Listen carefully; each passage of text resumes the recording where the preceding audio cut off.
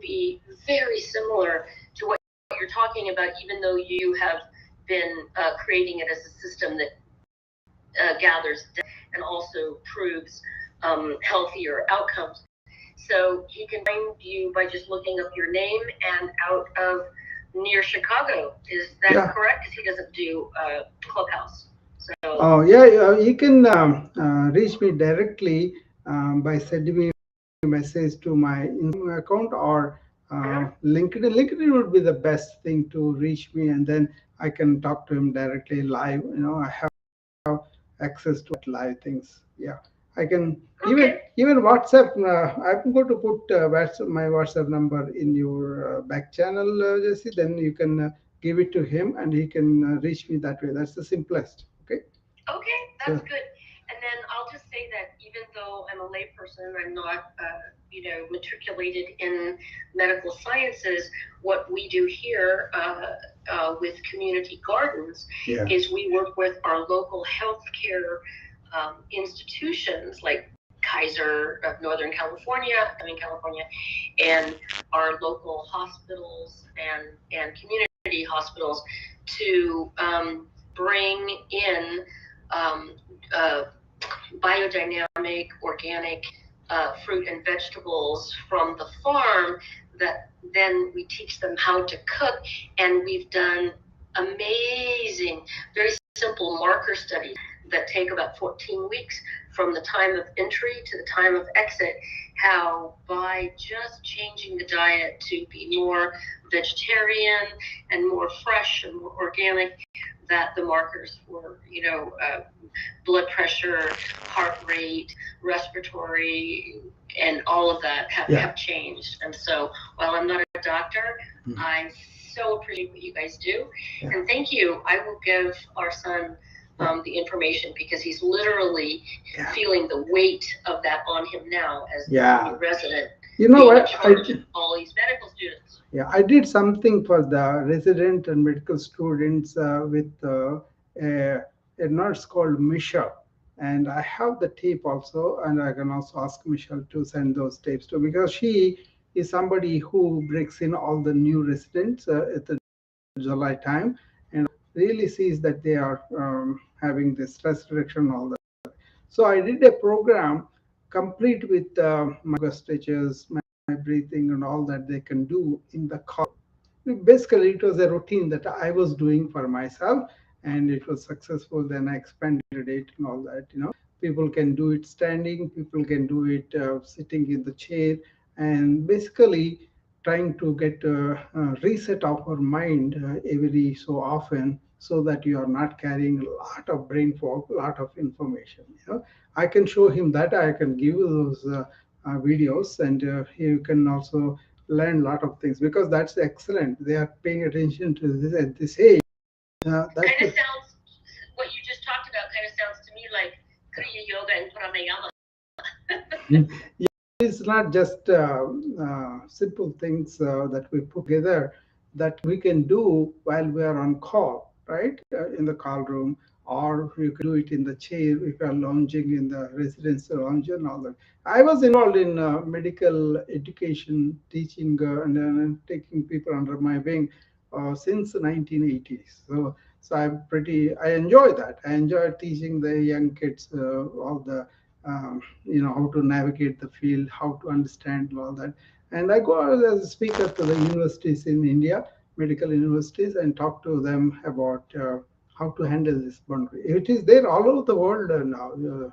It's not like just here, but we are more acute here because it's a very mechanical thing, medical field here, and also driven by revenue. Everything, even non-profit hospitals, everything is driven by revenue. That is the biggest hurdle we are not able to get over. A lot of universities are trying a lot of ways to get the burnout under control. One thing I have advantage over the current systems are the burnout is caused by thought-based systems. You think all the time, you don't understand how the mind operates, and you never give a break, right? Whereas I come from awareness systems. That means you are having thoughts, not thoughts are having you.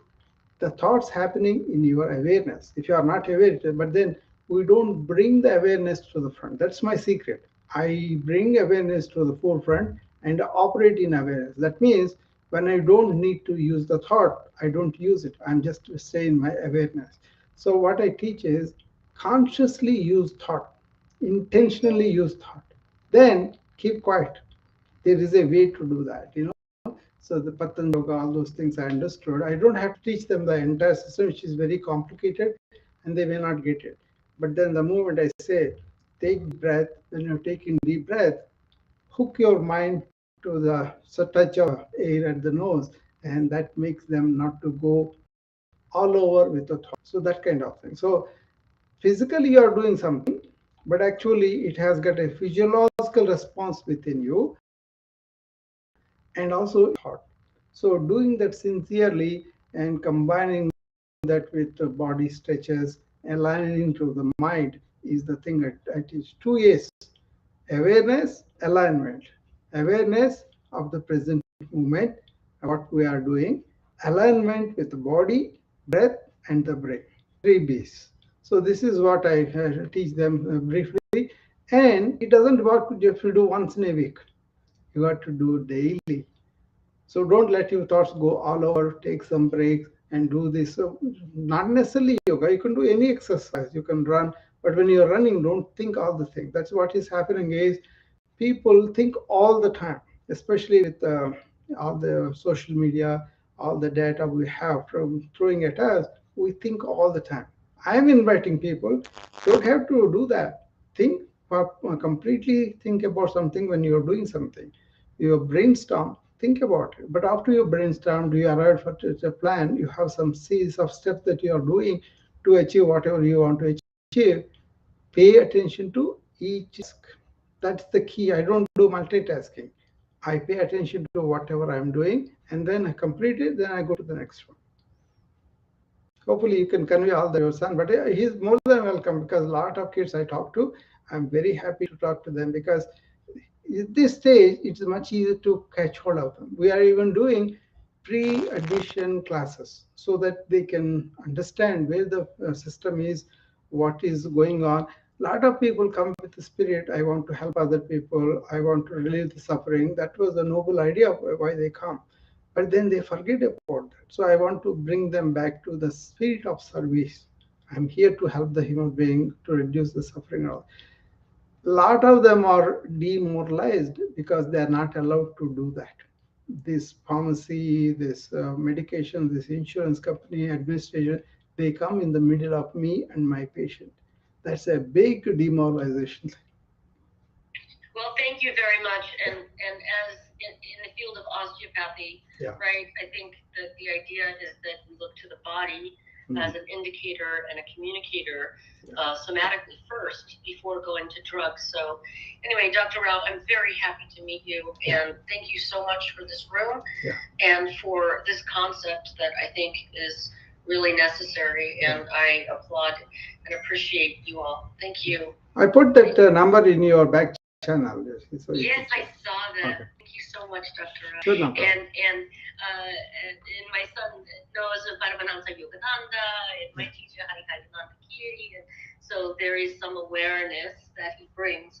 Then he would love my craziness. He would really love my craziness. He would love your craziness. I probably would too, because I'm definitely out there. Anyway, much love. I'm going to head off, but much appreciation. Thank you so much. Sure, sure. Okay.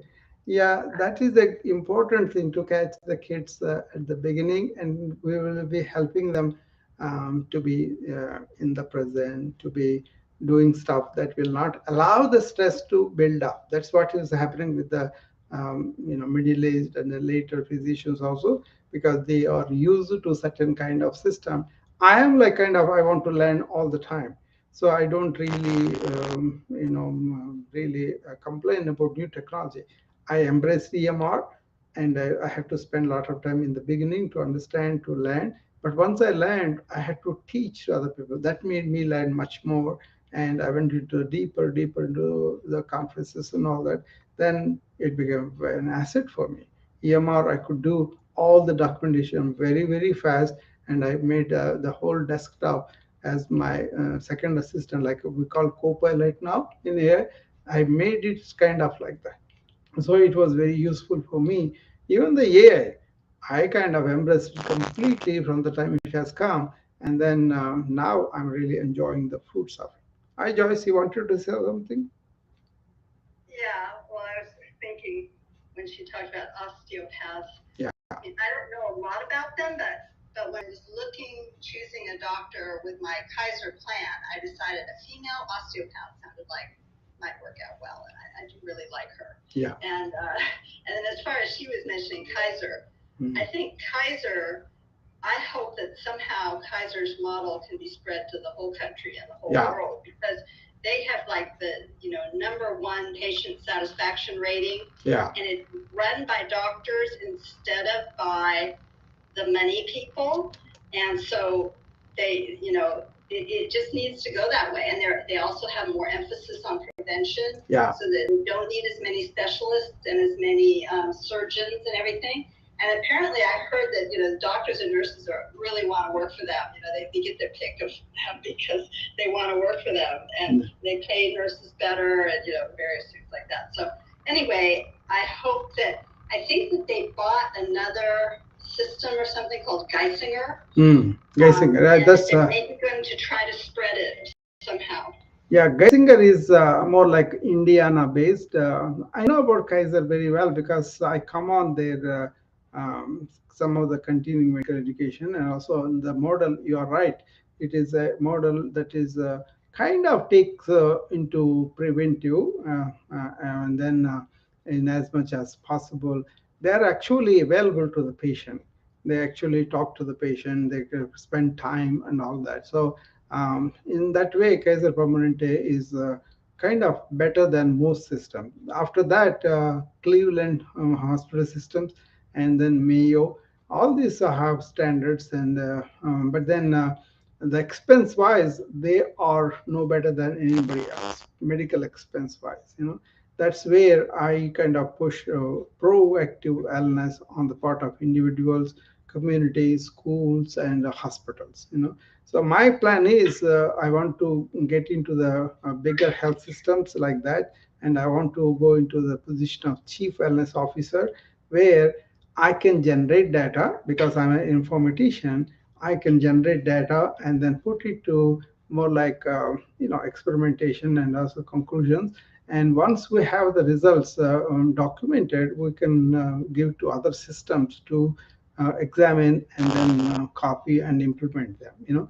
I want to be personally as a model. Okay, I'm 69, no medications, energy, and doing all of things. The same thing the other people who are working with me are doing. So this kind of inspiration from the grassroots and the physician nurses probably will help that too. I'm sure a lot of people in Kaiser Permanente, they themselves are much healthier, but still they have this burnout too. And again, I said, based on thought systems, it's like somebody stole something, and the thief is there dressed as a policeman, and you go to report the policeman, ask catch the thief, he stole something. So the same thing, right? The same thing happens with the thought system creating this burnout, and then you are letting people think all the time. You don't tell them how to manage that and also be effective in your thinking. Whereas these awareness systems are age old, centuries old, how they did. So what it is, do you enjoy calmness of mind, silence of mind, solitude of mind? At least few minutes a day. That's the question I put it to a lot of doctors.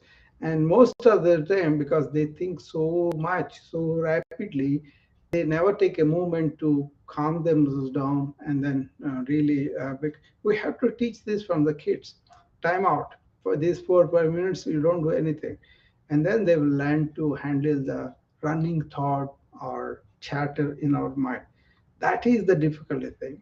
With information overload of the present information age, we are doing that too much. We are not taking the chance of enjoy the solitude of mind.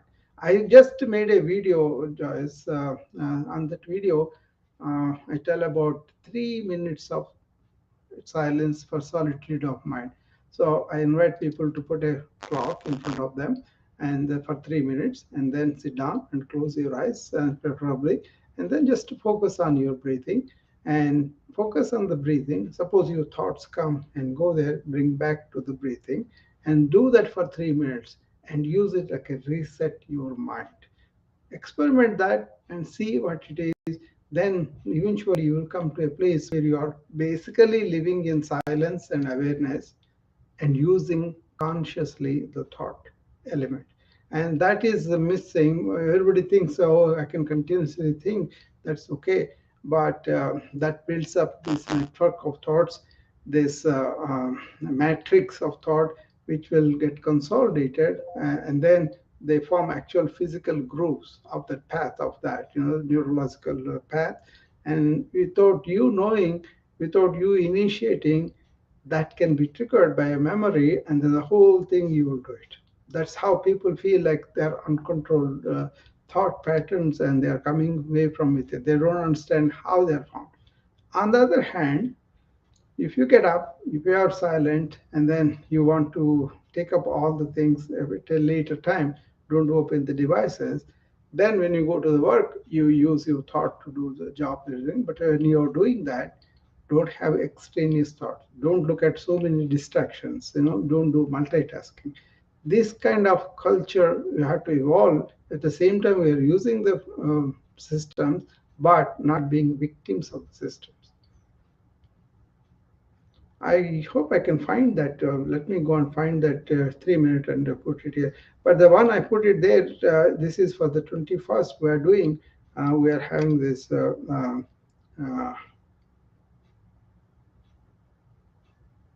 Okay. I'm trying to find that. But the one I put it up there is the belly fat challenge that we are doing from 21st to 25th, in the morning 9 to 11 segment and Rocky's house, and also Zoom too. People who signed up will get the Zoom thing. They were there. And then we will do 5-day routines. We will talk about diet and exercise and stress reduction, all of that. So that all the schedule is there in that. So let me go and find the 3 minute point. Then it will be.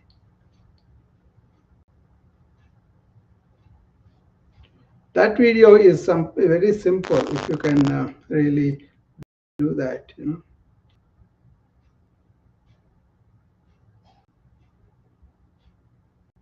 Yeah, I encourage people to do it. Yeah. I can't do it myself because I'm part of an experiment that I'm doing on myself, so I can't do anything else. This is simple. Otherwise, Simple. it messes up my experiment because somebody would say, "Well, you got better because you did Dr. Rao's breathing method." No, it is that meditation method. So someday maybe I'll try it, but after I've proven my own method. Yeah, Joyce. That's okay. Okay.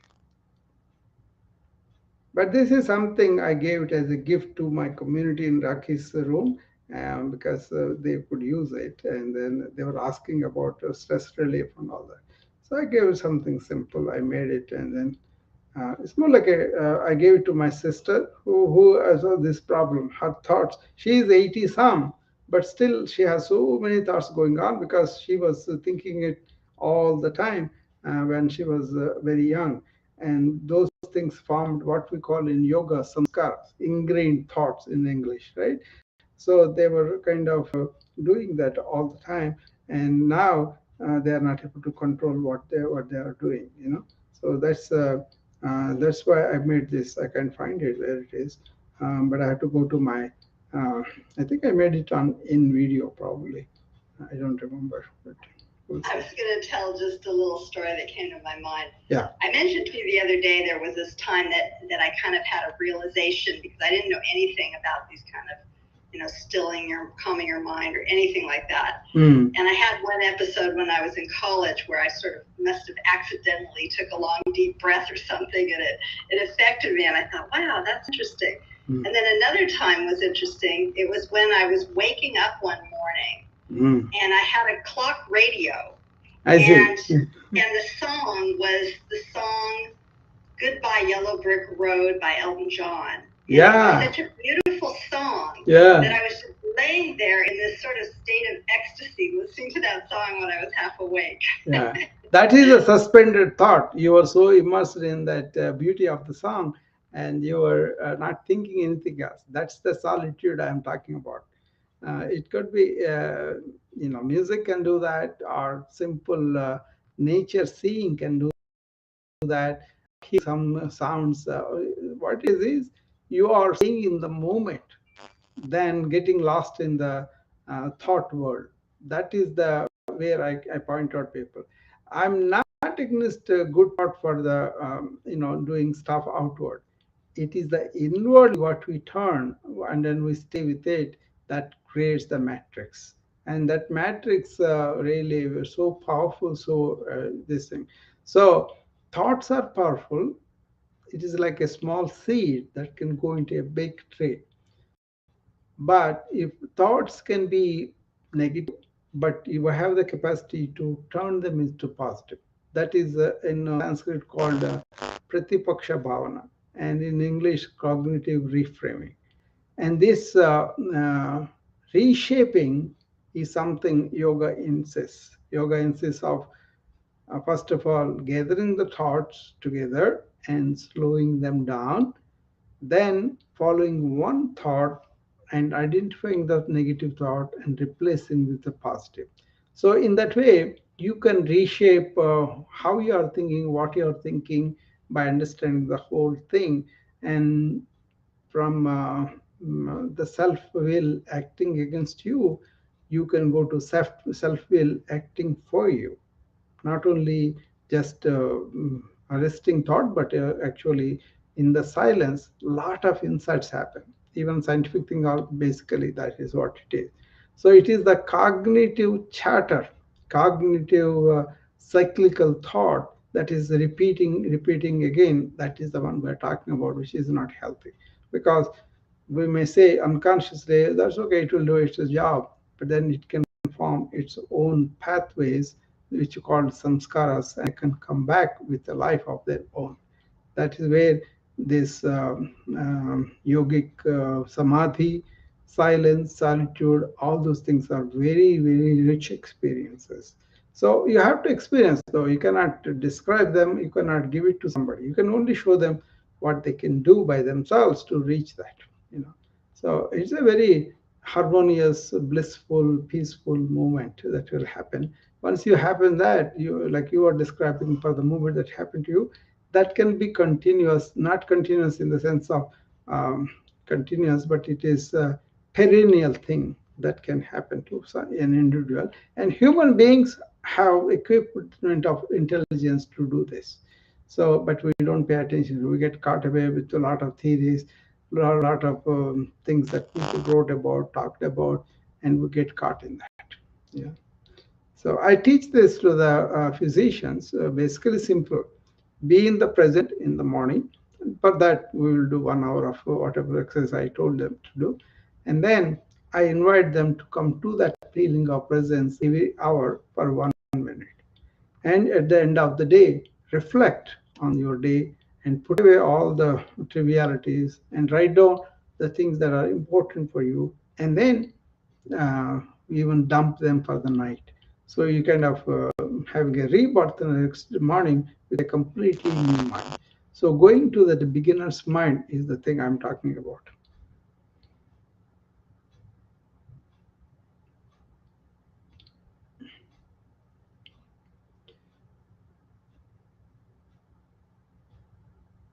So I was working on a scale that we use for the burnout doctors. We use okay, 22 items, and then they score between 0 to 6 for each one. Depending on the score, we kind of know whether the treatment helped them or not. So I was examining various results for various studies and all that. That was fascinating to see. Um, Actually, it is getting worse from what it was 10 years ago. That means we're pouring so much of money into these so-called burnout relief measures. People are not getting help in the sense they are not getting out of it. They're just trying to put up with it, but suffering the damage that is happening with them. I don't find people joyful. I don't find people having a lot of energy. I don't find people enjoying the patient care because it's the service that they provide to the patient. That kind of valuable, intangible benefit is gone because it has become a drudgery thing. It is a fearful thing to go to hospitals and then work with these horrible people who kind of impinge on you. It's kind of prison, they feel. They don't feel like a atmosphere we're going and we're enjoying our job. So that's what is the prevalent attitude right now. Hopefully that will change. My effort is to tell them what I am doing, how it is helping me, and how I can do a lot of things, and how I'm really focused on the systems of hospitals, healthcare, to adopt or look at this wellness model that we do it at individual level too. So again, the reimbursement is not there for proactively being well. You're teaching somebody about diet and activity for a pre-diabetic person, they pay you maybe $60. But if you treat a person who went into DKA because he was not taking care of himself, in the ICU itself, first day $2,000 will be to spend. And by the time 10 days, they will spend so much. And these guys come again and again. So it's like a crazy system, upside down pyramid. What we should be doing, this is going to the bottom. What we should be doing went to the top. And then we are allowing that wastage go.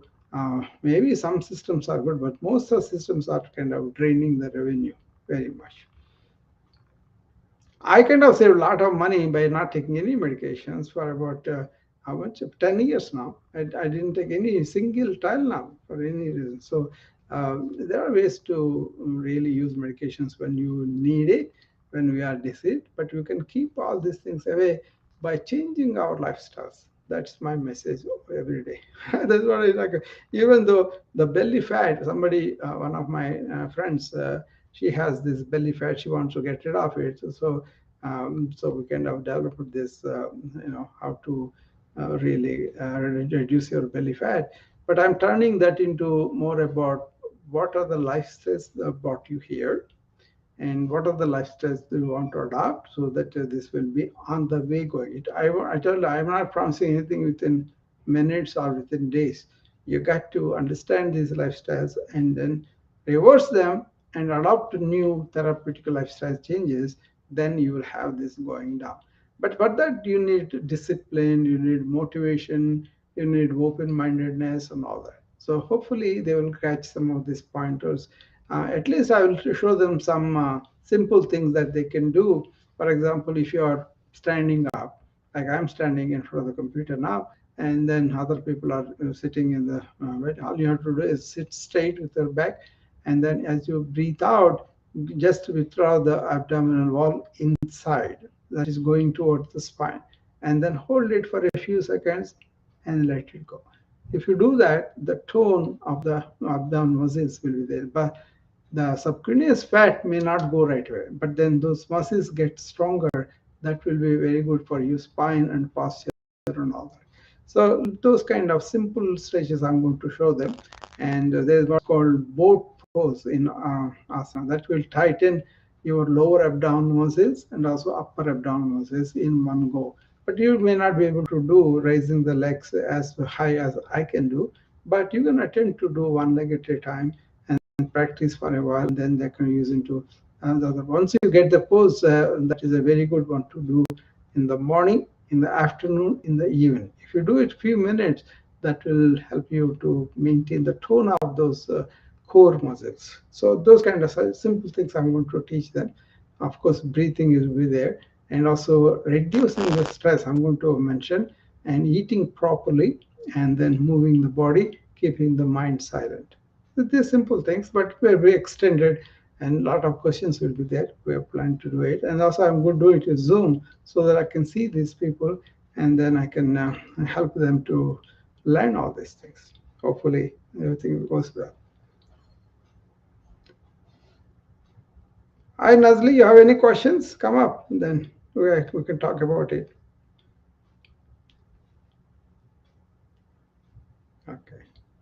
All right, she doesn't have any questions, then she will give me that signal. That's fine, Leslie. I'm happy to see you here. So, I have a question for you. yeah, What do you think of, as one of your measures, yeah.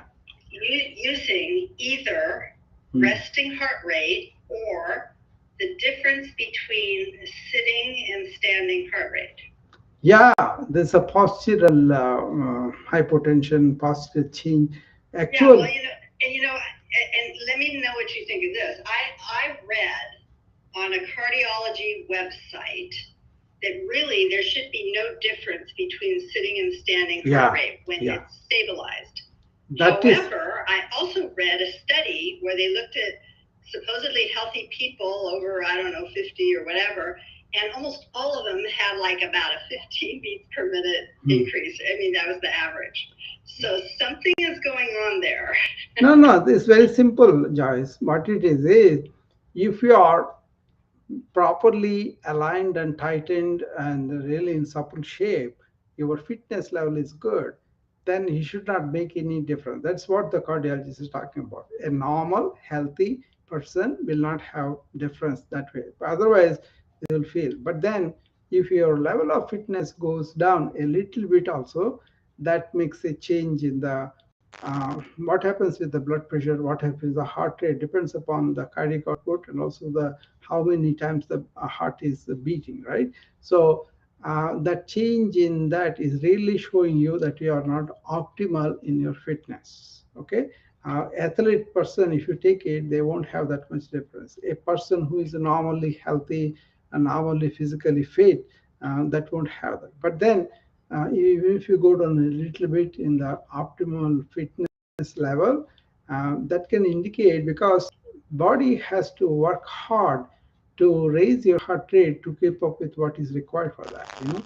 That shows body's optimum fitness level is lower, and that's why it shows by decreasing the blood pressure and also increasing the heart rate. So it has got to do with the vasoconstriction, vasodilatation of the vessels. Especially if you have postural hypotension, then blood will be draining from the brain, and then you feel dizzy and you fall down. So it's an important thing to measure because whenever somebody comes with dizziness, one of the first things we do is we make them lie down and take the blood pressure and pulse. Then with support, we will make them get up and then we measure the blood pressure and pulse. That tells us whether the patient has postural hypotension or not. And if it is so, then we look at the things we need to look, maybe dehydrated, maybe having poor vagal tone in the vessels. So many things we evaluate. Our blood sugar is low, all those things will be there. So anybody Well, less than, yeah. yeah. I was just going to say that's very, very interesting that that's what you do. And that's part of what my experiment is about, and it relates to what Dr. Arthur Koka found, who was an immunologist decades ago, and he found that it wasn't always just exercise and fitness; it was also food reactions. Yeah. And in fact, in their research, they even called the difference between sitting and standing allergic tension. Yeah. And of course, it wasn't really true allergy; it was food sensitivities, and they did distinguish between the two. But anyway, the difference. No, the allergens are causing that vasodilation, vasoconstriction, all those things. Well, that's why. Yeah, I don't know all the mechanisms, but I do know that in my own case, I don't think I'm really much different in fitness than I was a long time ago. But it's been getting better in terms of the difference between sitting and standing. But anyway, I'm just wondering, it might even be that your method would show a difference, even if they don't change their exercise level. Mm. Well, if it is internally, you have exposure to some toxins or allergens, and it is going to act on your vasculature. That also increases the heart rate and decreases the blood pressure. So when it does intensely, then you have anaphylactic shock, and that's pretty dangerous. But even in a small dose, also people don't pay attention to their body. Suppose something you have taken that doesn't agree with you, and you have low grade allergy, right? And then you can put on the monitor, then it will show the fluctuations in the blood pressure and the heart rate and the respiratory also. So body is telling you, hey, something minor danger came to me, and that's why I'm responding like this. So when we are treating patients in the ICU, sometimes they're intubated, and then they cannot tell us where the pain is. But when you look at the monitor, which we always monitor our blood pressure and pulse, right? Automatically they will be there, and then immediately we can see the. So when we review these patients who are like that in the ICU, one of the things we take into consideration is a tachycardia there, is there a hypotension there? That tells us the stress the body is going through. That's the same thing that you're talking about, having allergies of the foods. And people may ignore and go for a while. Sometimes they get over it, but most of the time they don't. They reinforce that and then they get into trouble. Yeah.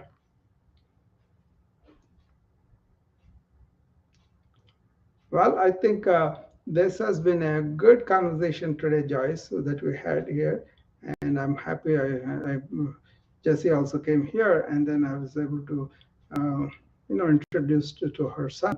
Hopefully, he will call, and then I will talk to him. It will be my pleasure to train youngsters like that, or at least have a discourse so that they will. Some of them they have very, very original questions, very interesting. They are not bogged down by what they know, but they are open to discussion. That's why I like young people exposing their freshness, So that's really good. Yeah. Yeah, he sounds like he's going to be already kind of primed for it. Yeah, because they're sensitive to the stress, so they can get over it much better. Hopefully, they are not trained like entrepreneurship like we were trained. Nowadays, they are trained to work for the hospitals as a hospitalist, or as even the subspecialties also are working for the hospitals. So they don't have the same stresses that we had, but at the same time the system is getting worse and worse, more and more revenue based, and not caring for the human beings, which the nurses and doctors are. So get to pay attention to that also. I'm trying. I hope things will, take their own momentum, and then I want to get to a bigger health system as a chief wellness officer, and I may be doing this kind of thing too. But then that is where I can contribute and then develop some data and take it to the other systems and influence them to look at them at least. So yeah, and if it's an employer-related program, it's going to have more likelihood, because I was just thinking about Kaiser started as the employer, the Kaiser steel mill that had 10,000 employees back during World War II. And so they wanted to keep their workers healthy. Yeah. And so they have different motivation. Yeah. And they are known for that. Yeah, they were known for that, keeping the health of the employees, and a lot of systems that are doing. For me, they are not up to the mark. They are an attempt to adjust to the system. So a little bit of more attitude, probably they will come there, and then that will be nice. Okay. Yeah, I know about the Kaizen system because of the CMEs and all that we do with them. They are very, very good. And then they are trying to, at a community level, actually, the patients that go to the system, a lot of them like the system. They appreciate them better. When they go to other states, they see the difference, how much it is, the difference. Yeah.